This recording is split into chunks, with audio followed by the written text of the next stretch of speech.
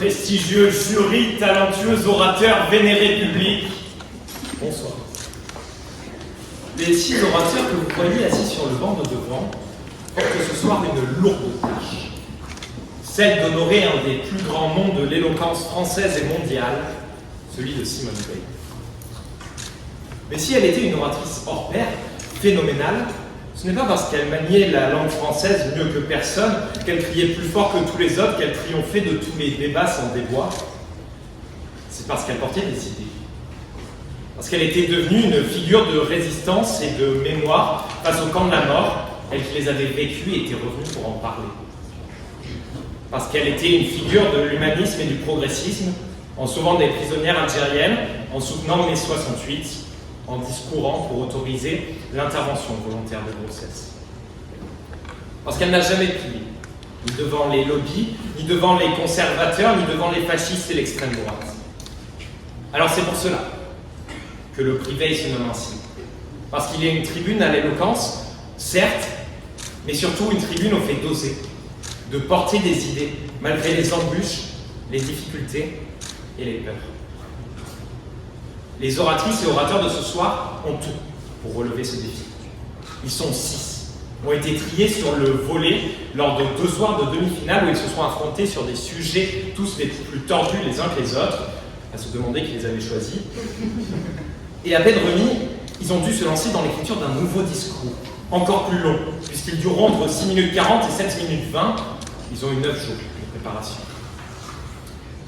Et pour juger ces affrontements qui s'annoncent, disons, méphistophéliques, il a fallu réunir la crème de la crème du milieu de l'éloquence toulousaine.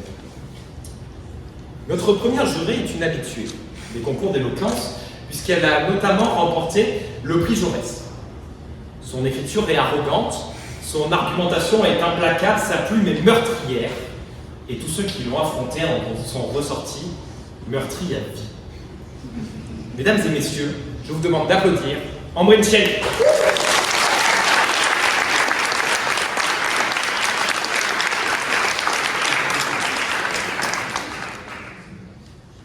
Notre deuxième jurée est aussi une habituée de nos concours, et croyez-moi, elle lance un rayon sur l'éloquence, puisqu'elle est la fondatrice de l'Académie d'art oratoire de Toulouse. Mesdames et messieurs, veuillez accueillir Madame Muriel Cosette.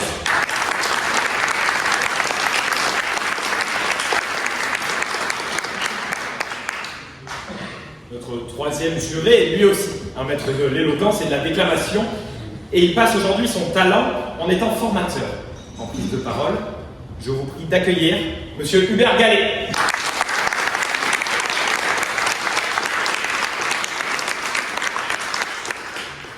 Notre quatrième juré est désormais un visage familier. Et lui aussi, désormais un visage familier. Il est avocat du barreau de Toulouse depuis 2022 et donc un habitué des plaidoiries et un orateur de talent. Je vous prie d'accueillir Maître Wood.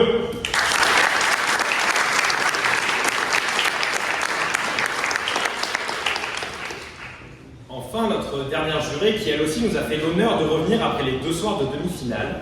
Elle est également avocate, mais aussi deuxième secrétaire de la conférence du barreau de Toulouse 2024, donc une habituée des concours d'éloquence, doublée d'une oratrice de renom.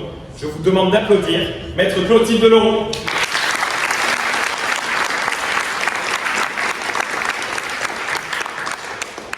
Sur ce, je déclare la deuxième édition du prix Veil ouverte.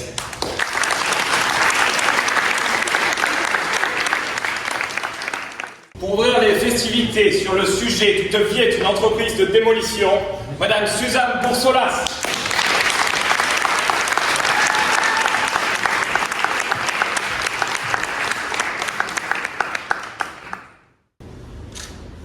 Dieu créa l'homme à son image, puis de la courbe d'un os, il donna le jour à la femme. Rose aux allures de mégère, jalouse de son homologue masculin, vicieuse refusant son destin, elle réclama elle aussi le pouvoir de créer. Pour avoir été pécheresse, Ève obtint son vœu. Elle créera dans la douleur, certes, mais la plus belle des choses, la vie. Ainsi, si l'homme est condamné à être libre, la femme, elle, l'est à se libérer. Bannie de l'Éden peut-être, mais jamais soumise, Ève se prit pour Dieu, et depuis, nous tentons de l'imiter. Alors au premier jour, petite Alice frêle et fragile ne sait rien, mais la certitude est déjà là, non pas servile mais créatrice, elle sourit. Car la vie s'est commencée à la perdre, c'est s'auto-détruire. Chaque instant vécu la rapproche de sa fin, alors pour pallier au flot du temps, elle se construit. Mais née au cœur d'un bouton de rose faisant de ce ton pastel son unique nuance, aveuglée par cet éclat, elle ne voit pas les tuteurs qui la corsettent. Alors elle éclot en fillette, docile, douce et sage, fleurit en étudiante brillante et respectable, mais surtout désirable. Elle bourgeonne en amoureuse transie, mais le temps file et sa beauté se fane, d'amante farouche, elle doit s'épanouir en femme. Ronsard l'avait pourtant prévenue, vivre c'est flétrir. Mais on ne lui avait pas dit qu'elle devrait se faner selon leurs normes, que sa liberté se limiterait au mur d'une prison aux allures d'Éden. L'expérience a arraché pétale après pétale ses illusions de paradis, son fantasme de liberté s'est écroulé. Je parle d'une Alice qui n'existe pas, car le mot serait arrogant et parler floralement de moi-même serait euphémiser ma colère. Je suis pourtant de celles qu'on a plantées dans un terreau bourgeois, ensemées de bonnes manières et fertilisées aux apparences lisses. On y parle de déconstruction, de renouvellement, de désapprentissage, en cercle sage sur des chaises polies, on s'écoute sans dire, on chuchote sans penser, on parle pour polir, jamais pour déranger. Mais même là, la rage prend racine, parce qu'il arrive un moment où nommer et exposer ne suffit plus. Car si nous voulons vivre et non survivre, il ne faut pas simplement déconstruire, mais démolir. Le hic, c'est que pour vivre en tant que femme, il faut être parfaite, polie, présentable, plaisante et surtout silencieuse. Pas trop cash, pas trop dérangeante, pas trop en colère. Il faut être objet d'adoration et de possession, galatée, docile et statue parfaite, prête à plaire, prête à ployer. Résiste à la destruction, mais surtout sage, séduisante et soumise. Tais-toi. Mais ce soir, de chair et non de marbre, je prends la parole. Et puisque je joue ma vie avec ce prix, et parce que mon ego est à la hauteur de ma colère, pour rester vivante tout en respectant mon sujet, je vais démolir. Toute personne qui se sentirait visée n'engage que sa responsabilité. Si ça gratte, si ça démange, si ça dérange, c'est qu'alors que je suis debout sur mes blessures, vous êtes assis sur vos mensonges. Car je suis une fleur bourgeonnante, mais on a détruit mes roses illusions, alors ne m'en voulez pas d'écraser les vôtres. En effet, si l'homme est un loup pour l'homme, il est surtout pour la femme. Mais voilà, moi, petite fleur naïve, je ne pensais pas que les loups se nourrissaient d'innocence. En fait, je ne pensais rien. Je n'ai rien imaginé, j'ai tout ressenti. J'ai senti la peur, seule à seule, avec un homme dans le métro. Bien sûr, ça fait peur la nuit. Les fleurs s'épanouissent au soleil. J'ai senti la honte face à ces regards qui me défloraient, trop ouverts, trop offerts, coupables d'exister dans la lumière. Puis j'ai senti le dégoût quand on m'a touchée sans mon consentement, effeuillage subtil, geste furtif, fragilité fanée. Puis j'ai senti la méfiance. La peur encore et toujours, seule à seule avec un ami chez moi. Cette pensée qu'on ose formuler mais qui pousse en silence. Voudrait-il me violer? Puis-je vraiment lui faire confiance? Graine de défiance dans le terreau de mes séquelles.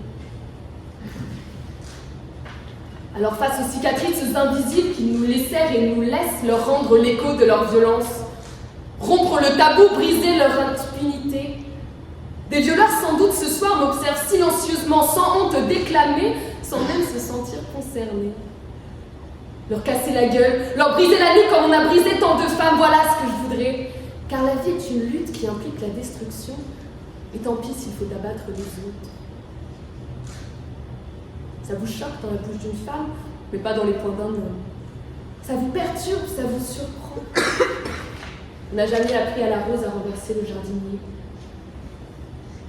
Mais mesdames, et surtout mesdemoiselles, comme dirait l'autre, n'ayons pas peur d'être subversives, Car les luttes ne se font jamais dans la conformité. Démolissons à notre tour. Et tant pis si c'est impossible. Entreprendre, c'est commencer, et c'est surtout tenter. Tenter de détruire quand ça ne nous convient pas, quand on nous insère. Pulvériser leur code. Être vulgaire si on en a envie quand on est une femme, quand on fait de l'éloquence parce que, putain, on en a marre. Tout détruire. Même les vieilles traditions. Être au tribun, faire un discours de gauche, parler des roses sans écouter Ronsard, sans élégie, sans rime, sans artifice, et n'en avoir rien à faire de vos avis, messieurs. Dénoncer les agresseurs, même si on ne nous écoute pas, même sous la menace, même à Sciences Po.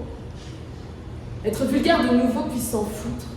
Ne pas se préoccuper de leur jugement, de leur pinaillage. L'homme est condamné à être libre. Il ne le sera pas lorsque c'est un violeur. Mais tenter, tenir, affronter, changer le système, partir de cette prison qui se fait passer pour Éden, fuir un paradis qui n'est que le leur. Dieu créa l'homme à son image, puis de la courbe d'un os, il donna le jour à la femme, non pas pour qu'elle soit libre, mais pour qu'elle habite docilement la cage qu'on lui avait édifiée. Un jardin bien taillé où on attendait d'elle qu'elle pousse, belle, muette et reconnaissante. Mais voilà. Nous sommes fleurs de chair, nous saignons, nous crions et surtout, nous comprenons. Alors nous ne remercierons pas pour l'espace qu'on nous accorde, nous le prendrons. Et même s'il faut pour cela renverser l'ordre, fracturer le mythe, briser la côte qui nous a fait naître.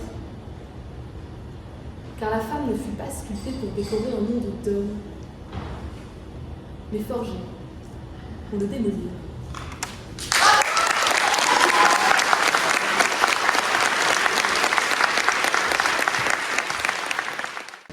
Sur le même sujet, à la négative, Madame Dorine Dupont.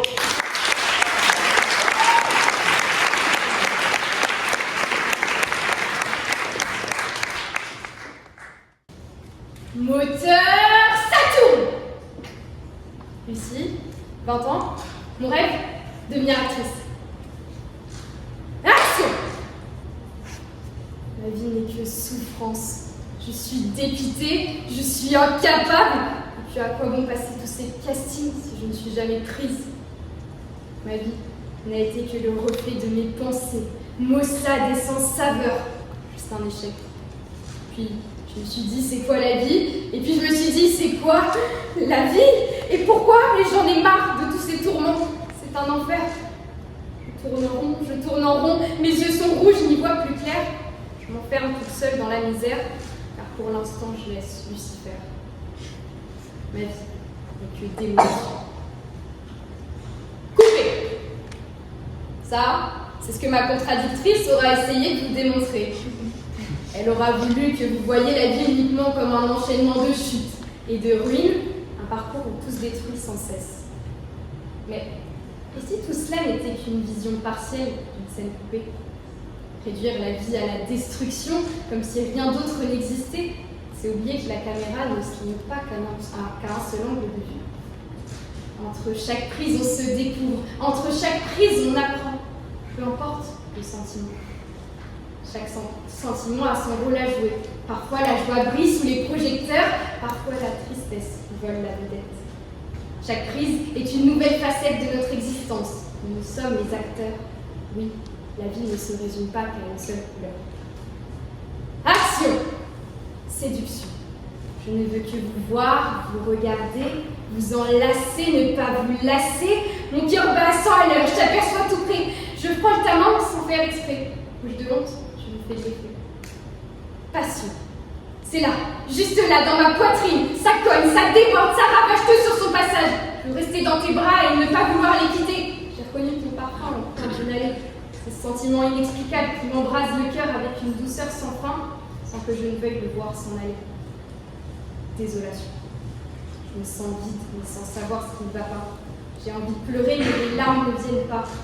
Un pincement sourd qui s'installe dans chaque battement de mon cœur, qui me rappelle que je suis face à l'immensité de la douleur. Irritation. Ah! Je suis à bout, en train de râler contre ce monde. C'est comme si chaque geste maladroit, chaque bruit parasite venait percer la dernière goutte de calme. C'est cette rage sourde qui monte, qui gronde en moi, jusqu'à ce que je sente le sang bouillonner dans mes veines. Exaltation. C'est courir dans la rue jusqu'à ce qu'il pleut et que ça fait du bien. Sentir le vent sur son visage et la rosée du matin. Sourire d'un hernier et sentir une larme de bonheur couler sur sa vie. Dérision. C'est se taper la grosse honte devant tout le monde parce que je comprends les blagues 15 minutes après. Pourquoi il a dit verbe avec un V? Construction. Ça serait trop facile, hein. Trop simple. Tout donner, tout avoir. Mais non. Empiler, ajuster, rater, recommencer. Un pas après l'autre. Une brique, puis une autre, et puis bam! C'est faux. Alors il faut reconstruire. Apprendre. Sublimation. C'est transcender, transformer la douleur qui nous a transpercés en éclats, rigoler d'une cicatrice car elle nous a façonnés. Et puis, c'est aussi un plat cramé, on essaye de sauver avec un peu de fromage râpé. Couper. C'est tout ça la vie.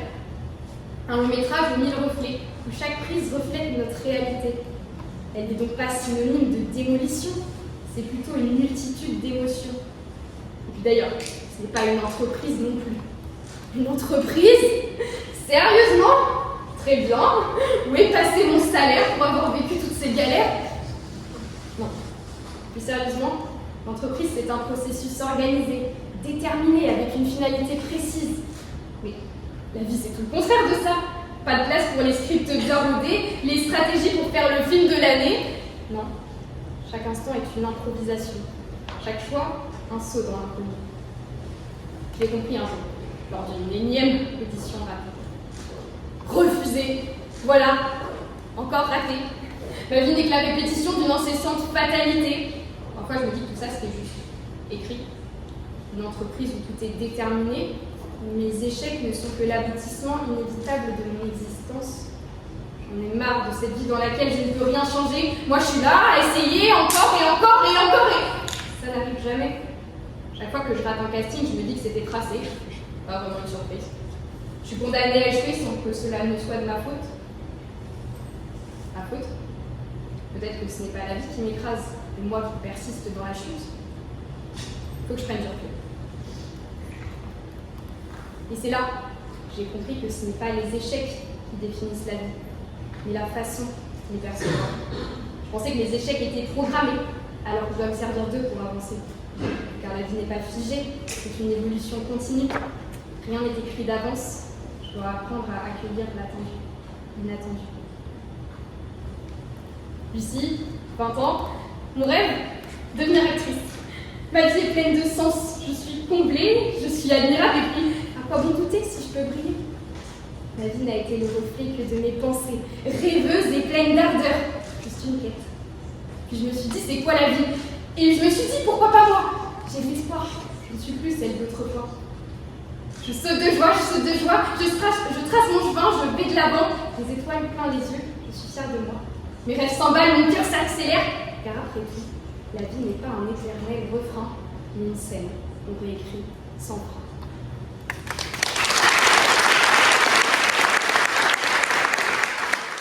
Sur le sujet à la positive, c'est plein de disputes. Un bonheur, Madame Bérénice Elias.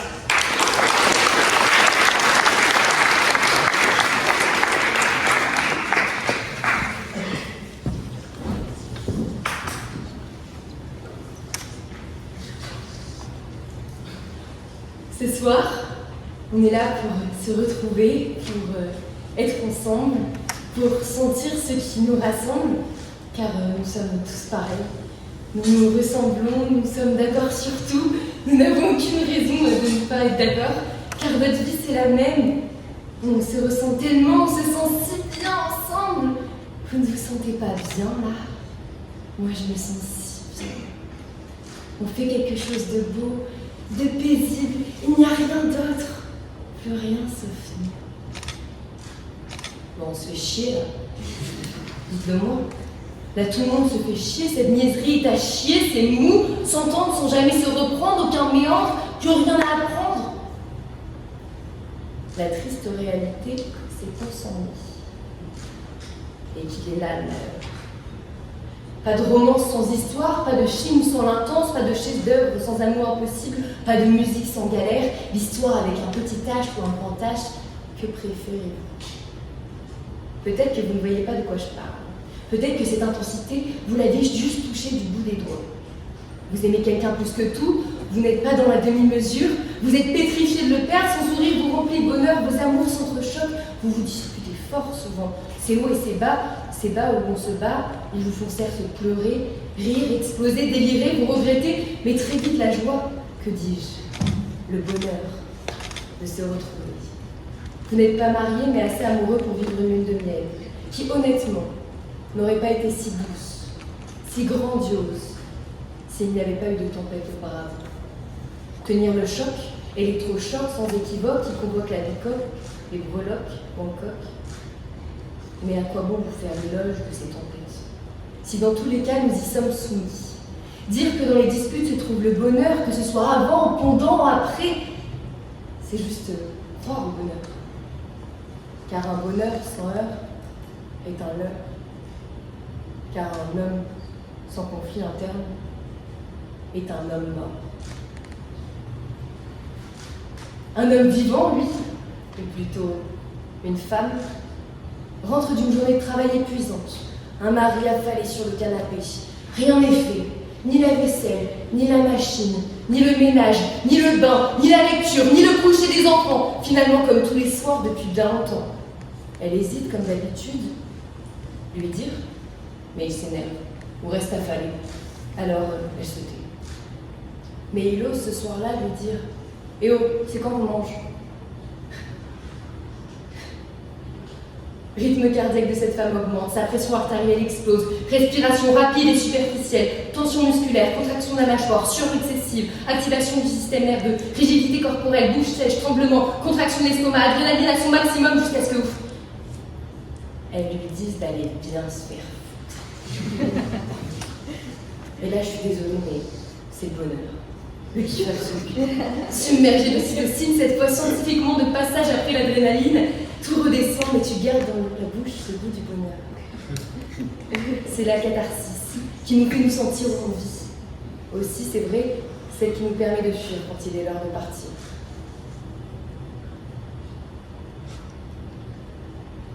Mais là, partez pas. Partez pas. On s'aime, non, nous. On se dispute parfois, on s'accroche un peu, c'est vrai, mais c'est bien parce qu'aucun nous décroche. On se heurte, c'est vrai, mais c'est parce qu'on a des différends qui nous complètent. Et puis notre controverse, je la chéris, car sans elle, nous serions tous les deux en prison, dans la jolie cage dorée du silence. Un silence bien plus dévastateur qu'on le pense, car il y a plus de sincérité dans une engueulade que dans une conversation absolument superficiellement canalisée. Les disputes, mesdames et messieurs, elles ne sont pas la fin de l'histoire. Elles sont juste le début d'une autre. Seulement, nous devons admettre qu'on oublie souvent de se voir quand l'autre montre tout. Arrêter de se disputer ne servira à rien. Ça, c'est seulement la brèche. Mais il faut pour ça qu'on ouvre les yeux, qu'on se regarde. Vous savez où il n'y a pas de dispute? Aucune dispute. Où bizarrement, tout le monde approuve, tout le monde est d'accord. En Russie, en Corée du Nord, en Chine. Et là, ce qui est bien, c'est qu'il n'y a pas de dispute du tout. Mais alors là, pas du tout. Parce que sinon, c'est fini. Mais bref, pas de dispute, c'est peut-être là où mon contradicteur, qui vous dira bientôt que la dispute est un vice, devrait aller faire un séjour. La dispute est l'essence même de la démocratie. L'échange entre deux personnes qui ne sont pas d'accord, la confrontation d'idées, la recherche du meilleur compromis. La dispute pour sauver la paix, pensons-y. Dispute ne veut pas dire dans une étymologie lointaine, mais comme sens premier pendant des siècles, convaincre, argumenter, le débat qui mène à la connaissance. Mais que faisons-nous ici? Il me semble bien que je tente de vous convaincre, comme tous ceux qui sont et qui passeront derrière ce pupitre aujourd'hui. Je crois bien que nous sommes tous en pleine dispute.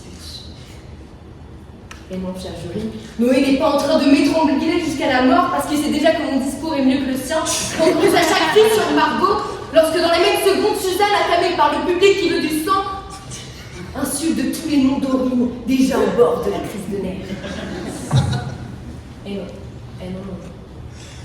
Il s'agirait peut-être de comprendre que la dispute peut être intelligente. qu'elle peut contrôler les mots avant même qu'ils la contrôlent. Alors actuellement, oui, nous nous disputons. Et nous nous sommes déjà bien disputés avec des mots aiguisés. Sans même tenter la joute, l'art oratoire est ici la mise en scène d'une dispute bien pensée, que heureux vous pratiquez, et qu'il serait étrange de critiquer.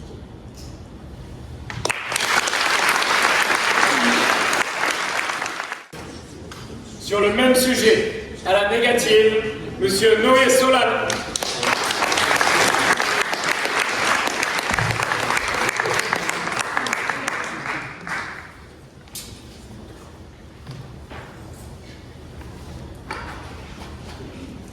Antigone s'avance fièrement vers son futur tombeau. Elle lâche un dernier regard mêlé de lassitude et de défi à crayon qui la toise sans un mot. Avant que ne se referme sur elle le rocher qui la séparera de la vie, une lueur persiste au fond de ses yeux. De la joie. Parce qu'Antigone est de celles qui ne trouvent leur bonheur que dans le conflit, que dans la confrontation brutale avec le reste du monde. Et là, elle est au summum de sa joie, parce que c'est avec elle tout entier qu'elle s'est fâchée. Vous trouvez ça beau, n'est-ce pas, de trouver son bonheur dans la haine des autres? Non? Eh bien, c'est normal, c'est parce que c'est impossible. Bah oui, on n'est pas dans un film Disney, on est dans la vraie vie. Antigone est morte, tendue dans son désespoir, dans son tombeau, entraînant avec elle son amant et sa belle-mère. Elle a échoué à enterrer son frère, à convaincre son oncle, à changer le monde. Bref, elle a échoué à vivre. D'Hercule en Thésée, de Patrocle en Médée, ou même de Charybde en Scylla, qu'il ou elle soient des héros, des victimes, des amants, des lâches, ou bien tout à la fois, tous sont tués, trahis ou été trahis, tous sont brisés ou été brisés par les flammes de la haine, du conflit, de la querelle. Cher public, partons ce soir ensemble à la recherche de cette perle rare. Y a-t-il un grec heureux dans le char?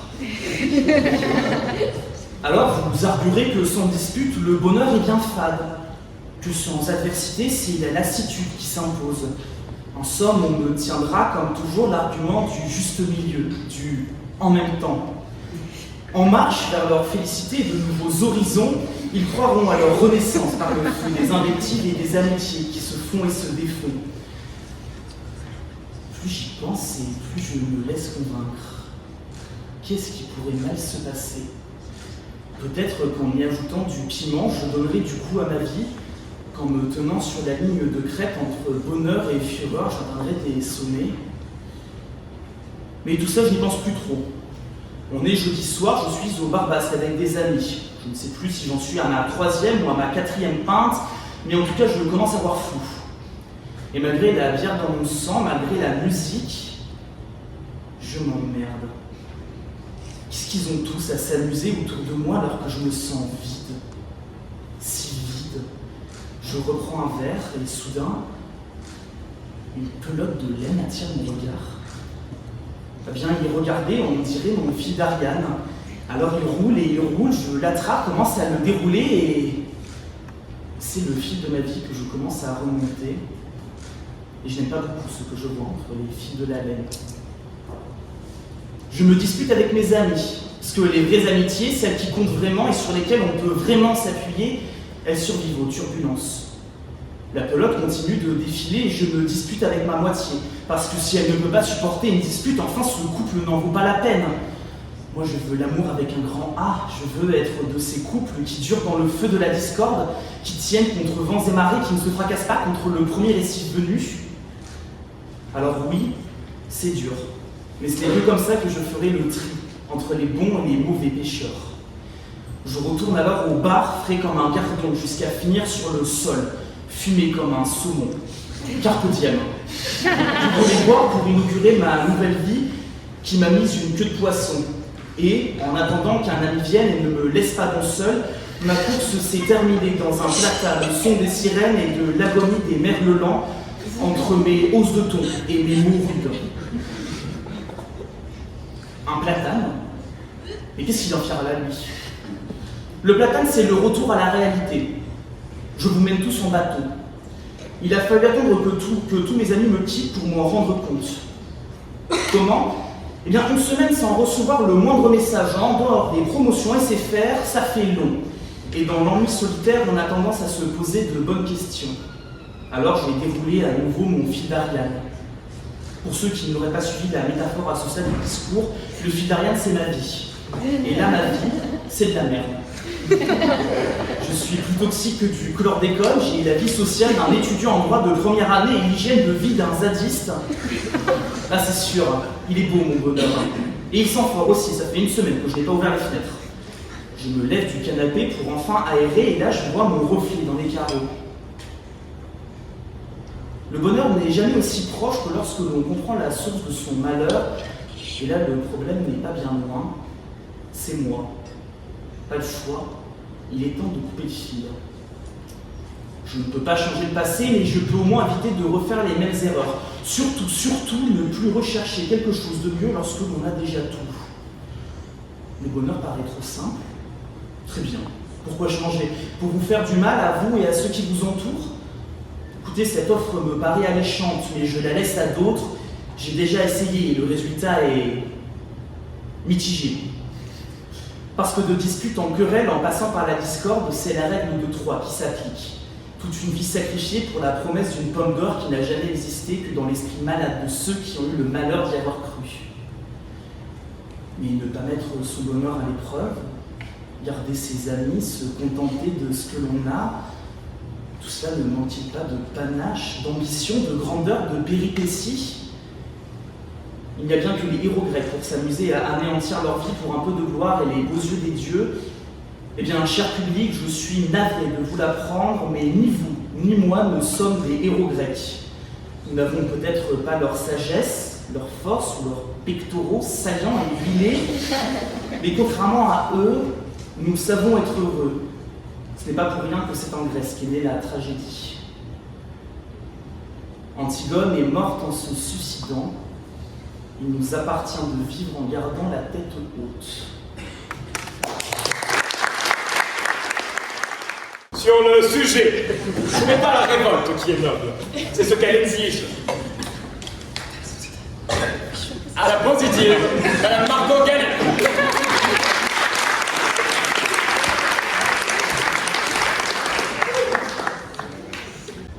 C'est fini entre nous. Désolée. Mardi 16 mars 2021, 19h27. Margot, 14 ans, vient de recevoir un SMS.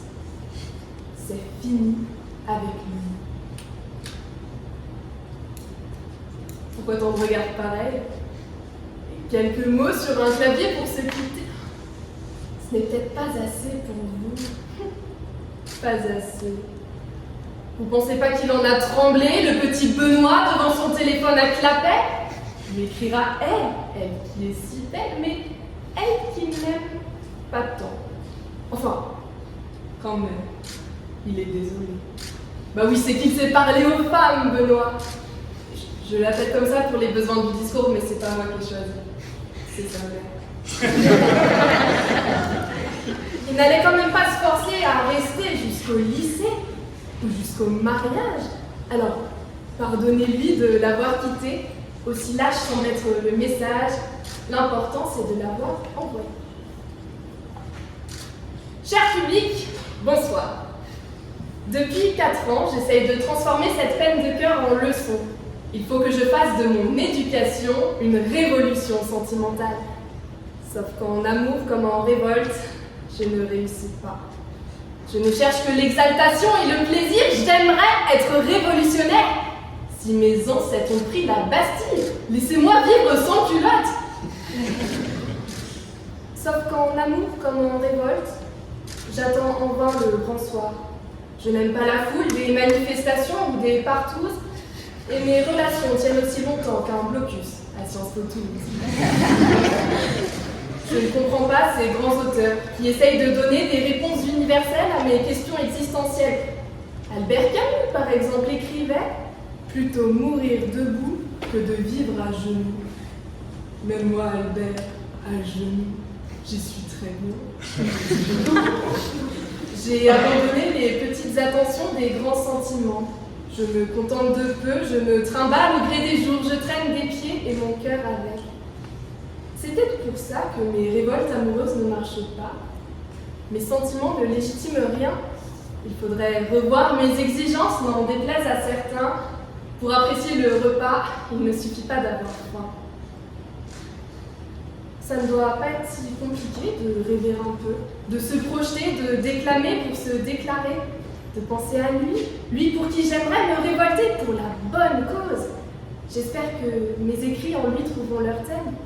Il m'embrasse et je m'embrasse. Je me consulte, il me consomme, j'attends que la flamme prenne vie et m'incendie. Voici pourquoi je préfère les poètes.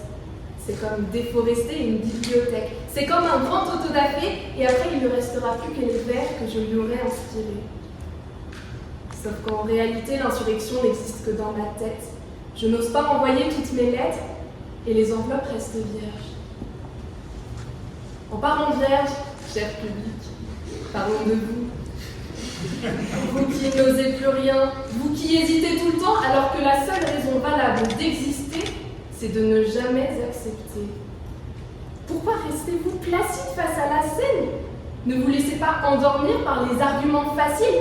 Prenez conscience de toute l'absurdité qu'on vous sait.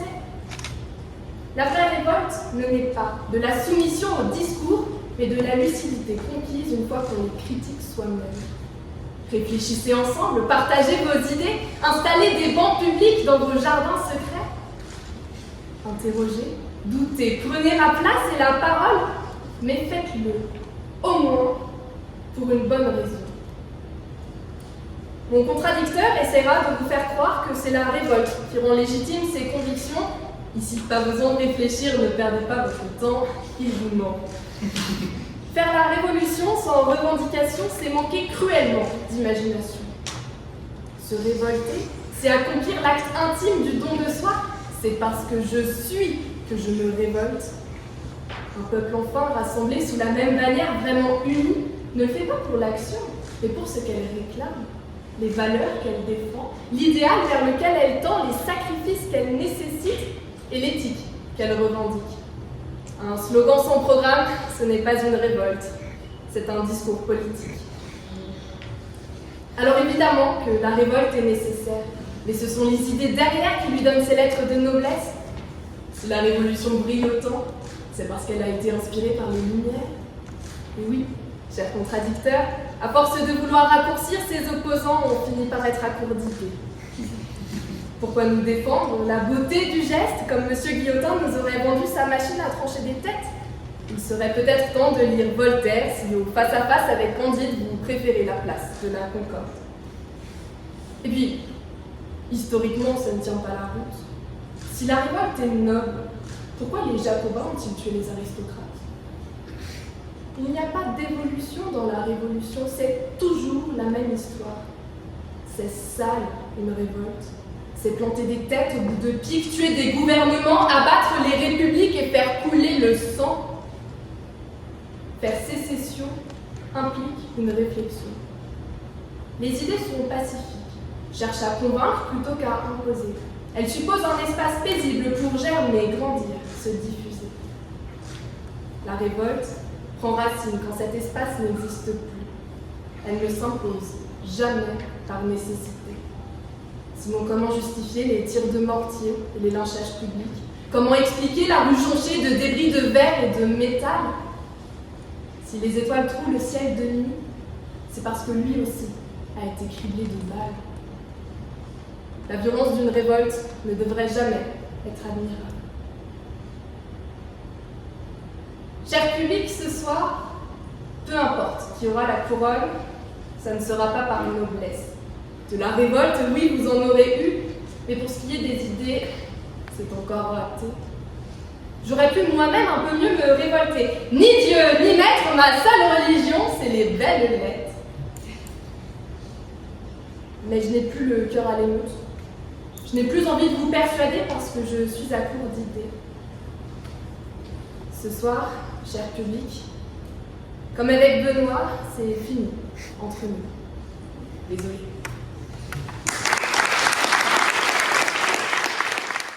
À la négative, Monsieur Sacha Navarro.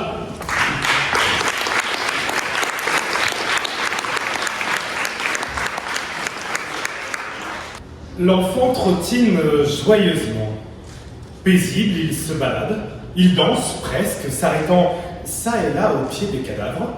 Il s'empare de toutes leurs munitions, les range dans son panier et reprend sa route. Autour de lui, la fumée dessine des nuages épais. Mais ce sont les balles qui pleuvent. Pourtant, ce garçon ne connaît pas la peur. Il a le front révolté, les yeux revolver et le nez pistolaire, car des lettres il en envoie, les 6, qui forment le mot espoir. Cet espoir, il voulait en ramener un panier bien plein derrière ses barricades. Mais alors qu'il s'y apprêtait, une balle perdue sonna la fin de la danse. Mesdames, messieurs, chers jurys, Gavroche, l'enfant des rues, est mort. Pour éteindre ses rêves et ses lettres, il a suffi d'un infime instant, de l'infâme instinct de l'un de ses compatriotes qui se pensait intelligent nationaliste. Mesdames, messieurs, surtout mesdemoiselles, bonsoir. Moi, j'allais pas m'en priver pour la dernière de l'année. La première exigence de la révolte, c'est le sacrifice de ces fils sacrés et massacrés. Comment pourrait-on penser qu'il y a eu un jour dans la barbarie qu'exige l'assassinat d'un enfant tel que Gavroche un soupçon de quoi que ce soit de noble? Comment? Encore aujourd'hui, la révolte est synonyme de sacrifice. Il faut bien se priver de salaire pour se faire entendre dans cette salaire. Il faut attendre le printemps, quand s'envolent les griffes pour que bourgeonnent les grèves. Que les politiques comprennent que c'est grave. Car voyez-vous, c'est ça la révolte. C'est un ras-le-bol général qui rompt le bal généreux que s'offrent les plus riches. Et c'est ce qui est noble. La révolte est un acte, certes, irrationnel, irréfléchi, colérique, mais c'est surtout un acte de résistance. Ainsi, on n'a pas forcément besoin d'un Gavroche, d'une barricade ou des sans-culottes pour se révolter. Ma contradictrice vous l'a d'ailleurs bien montré. Pour Margot et ses fossiles, la révolte, ce n'est pas le marteau et les fossiles.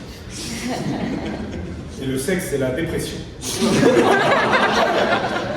Pardonnez-la, on ne la changera pas, elle a la frange insoumise. Comprenez bien, cher public, se révolter, ce n'est pas seulement résister face aux bourgeois et à leurs exigences, non. Se révolter, c'est résister chaque fois que la vie voudra nous abattre. Et à ce sujet, un temps, je dois l'avouer, j'ai cru que ça ne servait à rien.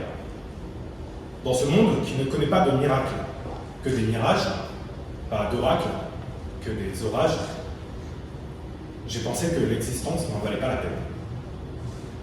Mais j'ai compris plus tard que les gens nobles sont ceux qui choisissent de survivre dans ce monde, d'exister malgré tout. Être révolté, c'est être assoiffé de vivre. Et ce, malgré la terroriche et les terroristes, les politiques et leurs baratins, l'esclavage et les baratins, les racistes et les misogynes, ce pote qui boit trop depuis qu'il s'est misogyne, malgré la montée des conservateurs, que seuls les conservent à tort. La guerre, aujourd'hui comme la guerre, la noblesse sûre d'elle, les noblesses sûres d'elle, si belle comme Perséphone, comme la nature qui perd sa faune. Cher public, la vie est souvent surchargée d'entraves et ce serait peut-être plus simple de ne pas s'y aventurer. Mais ce qui est certain, c'est que ça ne serait pas plus noble. Moi, autour de moi, j'en ai vu des gens nobles. Des gens qui se sont révoltés pour exister. Et depuis, ils m'inspirent tous les jours. Ces gens à qui la vie n'a rien voulu offrir d'autre que des cicatrices et des soupirs, qui en ont fait des barricades et des sourires. J'ai vu cette fille avec les plus beaux yeux du monde. Je m'en souviens bien parce qu'ils étaient bleus comme sa peau. Son père l'appelait mon cœur, pourtant, c'est lui qui l'a battu. J'ai vu aussi ce gosse à peine majeur devenir chef de famille. Pour son père, l'horizon fut maigre. Je l'ai vu prendre ses premières rides en se retenant de pleurer, pendant l'horizon funèbre. J'ai vu cette fille vouloir devenir toujours plus légère sous les regards trop lourds. Presque jusqu'à s'envoler loin au-dessus d'eux, elle croyait qu'elle était trop. Tout le monde savait qu'elle n'était plus assez. Elle et moi, on voulait vivre seulement d'amour et d'eau fraîche, sauf qu'elle, elle y pensait vraiment. J'ai vu aussi une amie déposer une main courante contre celles qui sont trop baladeuses. Je l'ai vu protester contre ce monde où les violettes sont bleues, les roses sont rouges et les femmes sont violées. Enfin, j'ai vu mon grand-père souffrir le martyre pendant plus d'une saison. Jour après jour à l'hôpital, jour après jour un peu plus pâle. Garder l'usage de ses deux jambes, il lui fallait au moins ça. Au moins, pour venir me voir à tous mes discours, tous mes concours. Ce soir encore, on me dira à quel point je parle bien. Moi, je sais que je ne saurais jamais le faire assez bien pour lui dire à quel point je l'aime. Cher public, ces personnes à qui j'ai voulu ce soir rendre hommage m'ont inspiré quelques derniers mots. Sachez que la vie est perdue d'avance, qu'il n'y a aucune exigence à se révolter pour la faire perdurer, car peu importe, elle finira quand même. Chacun d'entre nous peut, à chaque instant, comme Camus, choisir entre une tasse de café et un suicide. Alors j'ai une question à vous poser. Qu'est-ce que vous faites là? En fin de compte, Gavroche avait raison. Bien sûr, son combat était perdu d'avance. Bien sûr, rien n'exigeait de lui qu'il se révolte de la sorte. Mais l'art de la révolte est bien plus beau quand il est inutile. Le front révolté, les yeux revolver et le nez pistolaire. Gavroche, l'enfant des rues, est mort le sourire aux lèvres, avec dans le cœur les 6 lettres qui forment le mot espoir.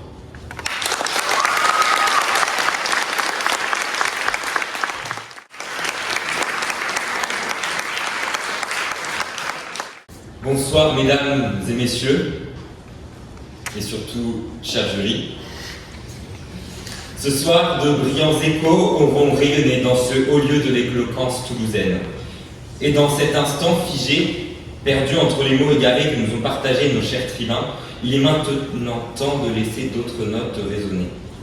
Laissez donc nos quelques troubadours de roses vêtus vous embarquer dans un moment, dans une danse de rue.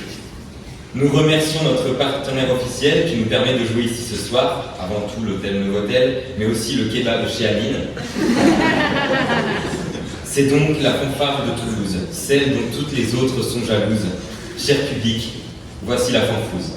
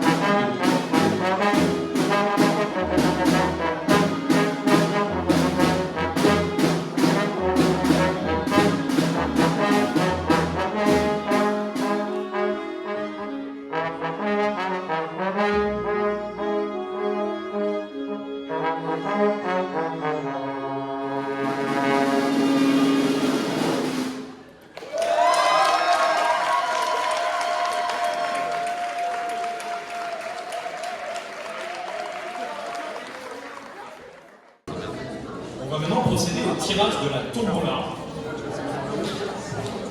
Et pour commencer, le premier gagnant remportera une série d'accessoires pour chiens.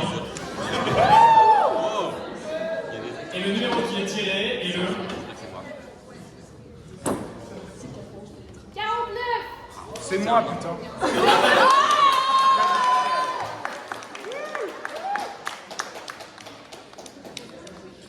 Et les gagnants sont priés de venir à la fin, ce qui nous fera gagner beaucoup de temps. Voilà, contactez par la suite. Merci. Le lot suivant est un ensemble de 2 livres de science-fiction. C'est le numéro 14. Est-ce qu'on a un 14 dans la salle? 14 est dans la salle. Le 14 une fois. Peut-être il n'est pas attribué. Et Ou alors il est à la fin. C'est pour ça que je le retire. Le 14. 2 fois. Le 14. 3 fois le 14. Ok, bon. Pas le 14. Le numéro 55.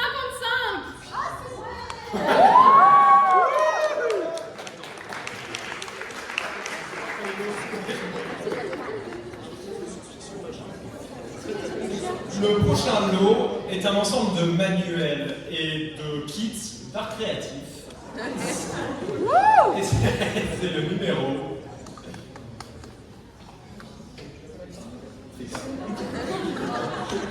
C'est le numéro 83.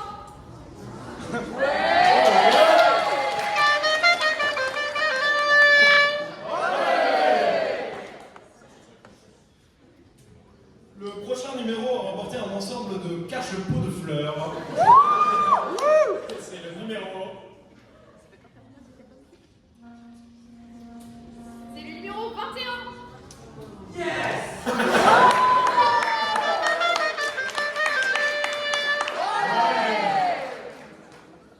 On a ensuite un cadeau d'un salon de tatouage qui se comporte de tote bag et d'artwork.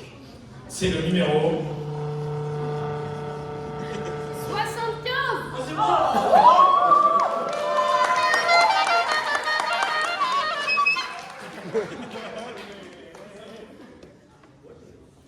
Le prochain numéro est un ensemble de 2 parfums. C'est le numéro. C'est 4 parfums. C'est 2 parfums. 96.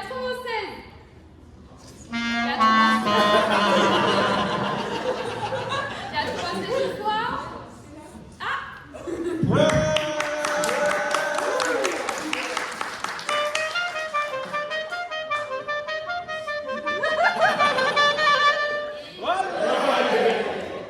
Et le numéro 74.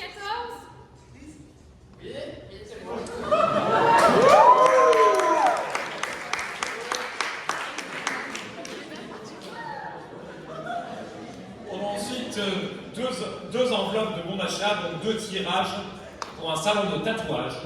C'est les numéros. 47.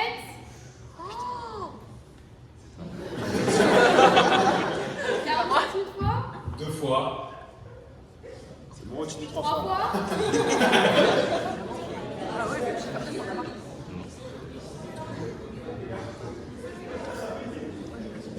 33. Ah, c'est vous? Mais il y en a 2, c'est ça qui est formidable. Le numéro 33 est toujours appelé. 33? Le 33, pas du tout. Le 61?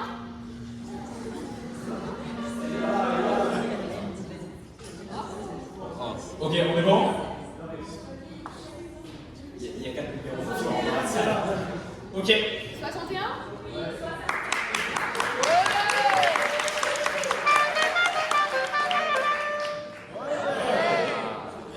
y a le numéro qui tombe. Ça tangue. Ça tangue. Le prochain lot est un ensemble de jeux Switch et d'accessoires pour console. 79. Le 79, une fois. 2 fois. 3 fois. Ok. Je crois que c'est... Le numéro... Attends. Non, c'est bon, c'est bon. Le numéro 2.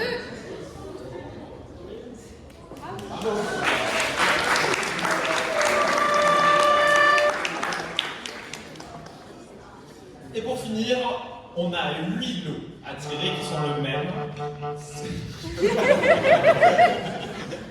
C'est un coupon qui offre 2 nanes et 2 cocktails au restaurant Monica.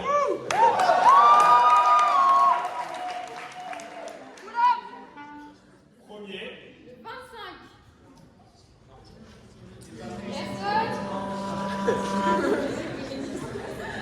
Le 23.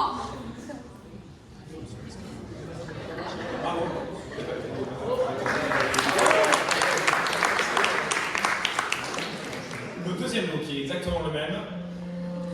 Pour le 15.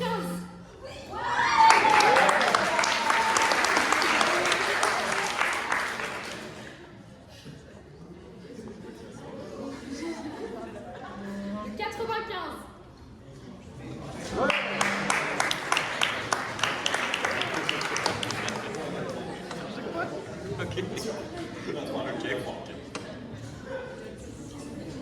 Le 8. Le 8, une fois. 2 fois. 3 fois. Le 46.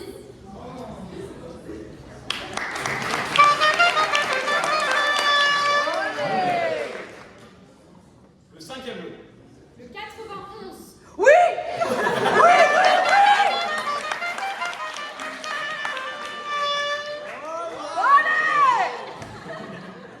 Le sixième lot. Le 63. Le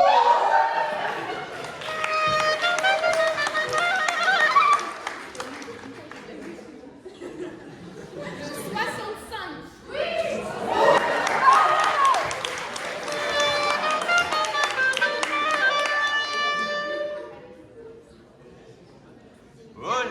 Le 83. 83 une fois. 2 fois. 3 fois.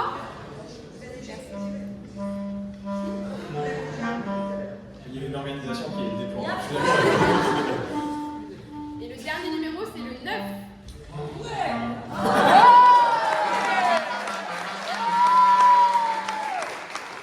maintenant, pour entendre la délibération du jury, un solo de Monsieur Kylian Laofournier.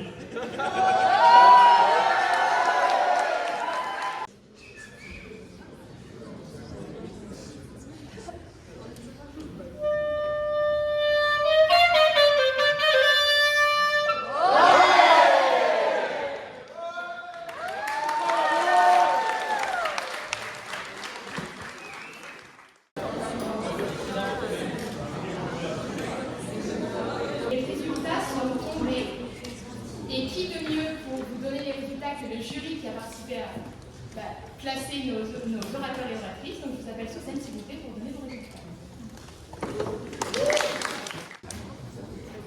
Du coup, merci à tous d'avoir assisté à cette édition avec beaucoup de talent et merci à nos orateurs de nous avoir fait vibrer ce soir.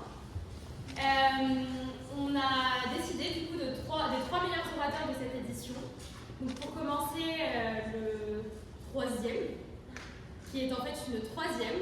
On a voulu récompenser un discours qui nous a un peu plu, qui maîtrisait un peu plus que un peu. Non, un discours très original.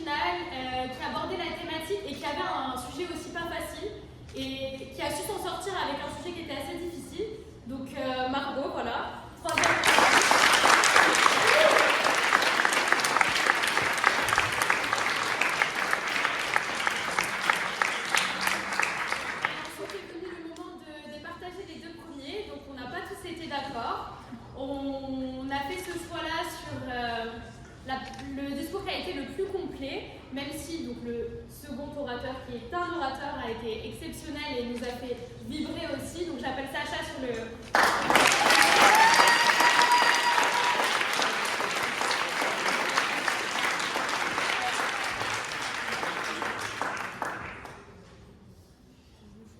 Et donc, la meilleure oratrice, qui est une femme ce soir, a été désignée car pour nous elle a ratissé le sujet, elle est vraiment allée en profondeur et elle a su donner du relief. Et donc j'appelle Bérénice.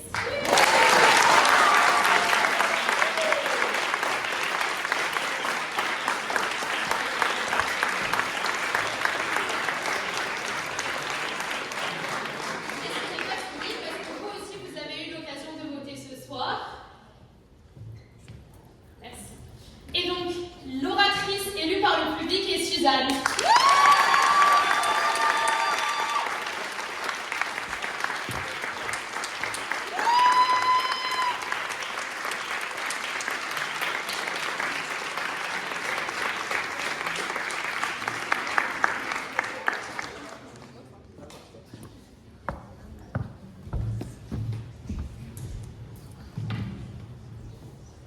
Cher public, je ne sais pas du tout comment conclure, mais merci beaucoup d'avoir été là. Merci beaucoup pour ce concours, merci aux orateurs qui ont été formidables, les six, et qui nous ont montré une grande maîtrise et une grande virtuosité et énormément de talent. Donc merci beaucoup, merci à ceux qui ont gagné, merci au jury d'avoir fait ce choix, merci à la fanfouze de la merveilleuse intervention qu'ils ont proposée, et à l'année prochaine.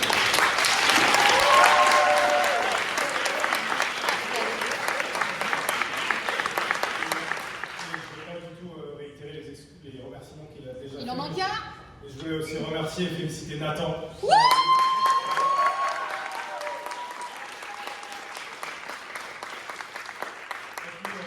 Évidemment tout mon bureau, puisque c'est la dernière de l'année. Tous qui ont été à mes côtés toute l'année, dans les bons moments comme dans les très mauvais moments. Ils m'ont fait prendre 10 ans en une seule année, mais c'était un régal. Et donc voilà, je suis très content que ça se termine comme ça. Et juste un dernier mot pour Margot, parce que c'était ma filleule, c'était mon poulain. J'ai misé sur elle pour le privé depuis le début de l'année. Donc dans mon cœur, elle est première. Et voilà, elle sera présidente l'année prochaine. Elle vous offrira une année aussi, voire beaucoup plus rayonnante que la nôtre. Peut-être avec moins de conflits avec la direction en plus. Et voilà, donc je vous invite à l'applaudir pour son prochain.